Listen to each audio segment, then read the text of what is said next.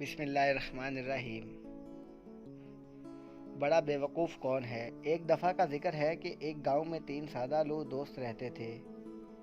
ایک دن وہ تینوں گاؤں میں آنے والے راستے میں بیٹھے تھے اور خوش گپیاں لگا رہے تھے کہ وہاں سے ایک عورت کا گزر ہوا اور اس عورت نے وہاں سے گزرتے ہوئے ان کو سلام کر دیا۔ ان تینوں میں یہ بحث و تکرار شروع ہو گئی کہ اس عورت نے مجھے سلام کیا ہے۔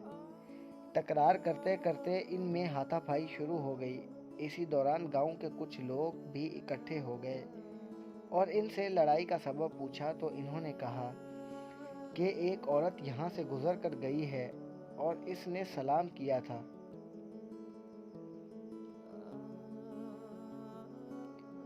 تو اب ہم تینوں کا یہ کہنا ہے کہ اس عورت نے مجھے سلام کیا، لیکن ہمارے درمیان اب یہ فیصلہ نہیں ہو رہا کہ اس عورت نے کس کو سلام کیا ہے۔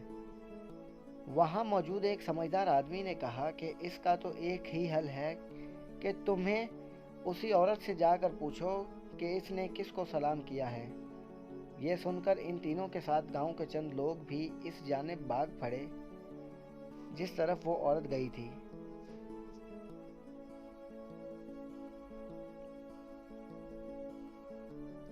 اور کافی دور جا کر اس عورت کو دیکھا اور چلانے لگے کہ رکو، ہم نے بہت ضروری بات کرنی ہے تم سے۔ یہ سن کر وہ خاتون رک گئی اور ان کے آنے پر بڑی حیرانگی سے پوچھا کہ ایسی کون سی بات ہے جو تم پوچھنا چاہتے ہو؟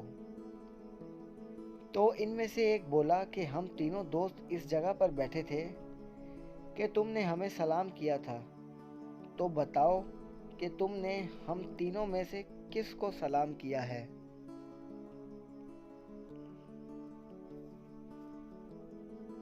یہ سن کر وہ خاتون بہت حیران اور پریشان ہو گئی کہ میں اب ان میں سے کس کا نام لوں۔ تو اس نے جواب دیا کہ میرا سلام اس کے لیے ہے جو تم تینوں میں سے بڑا بیوقوف ہے۔ یہ کہہ کر وہ وہاں سے چل پڑی۔ اس خاتون کے جانے کے بعد پھر ان تینوں میں بحث شروع ہو گئی کہ میں بڑا بیوقوف ہوں۔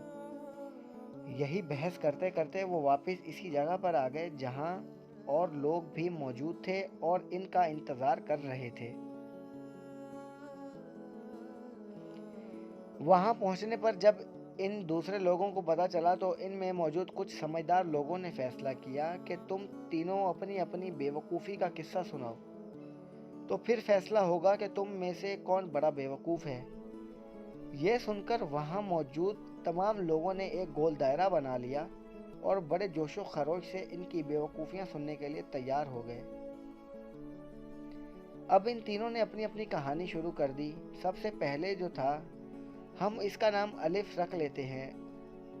وہ یوں گویا ہوا الف اپنی کہانی سناتے ہوئے بولا کہ میں اپنی والدہ کے ساتھ گاؤں میں زمینوں میں ہی گھر بنا کر رہتے تھے کہ ایک دن وہاں سے ایک نوسر باز شخص کا گزر ہوا جو گھوڑے پر سوار تھا۔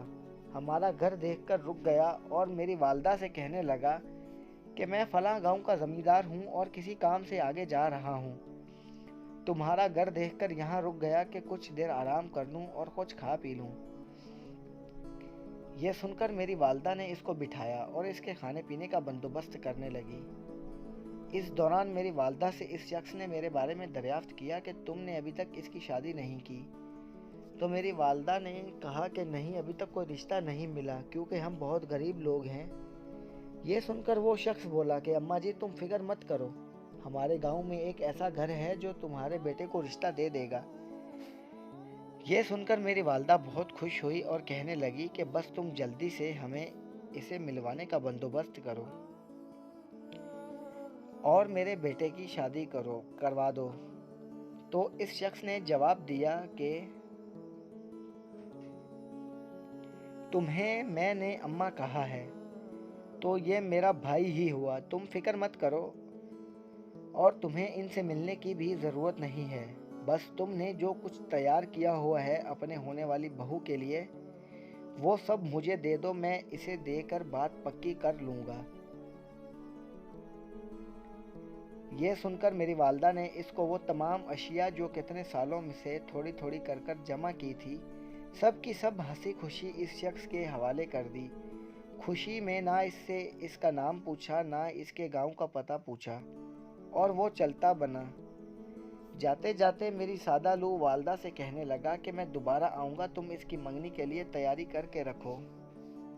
मेरी वालदा दिन रात पहले से दुगनी मेहनत करके काफ़ी सारा सामान इकट्ठा कर लिया। मैंने अपनी होने वाली बहू को मंगनी पर यह सब कुछ दूंगी और अपनी बहू के आने के ख्वाब देखने लगी और इस शख्स का इंतज़ार करने लगी। ख्वाब देखते देखते साल के करीब वक्त गुजर गया तो वो शख्स दोबारा वहाँ आया और मेरी वालदा को मुबारक दी कि मुबारक हो, मैंने तुम्हारे बेटे की बात पक्की कर दी है और अब मंगनी करने के लिए जाना है, तो तुम लोगों ने जो सामान बनाया है वो मुझे दे दो और जल्दी दो, मैंने वापस जाना है। शायद इसके दिल में ये ख्याल हो कि ये लोग मुझसे इस घर का या इस लड़की के बारे में ना पूछ लें। तो मेरी वालदा ने जल्दी जल्दी वो तमाम चीज़ें इकट्ठी की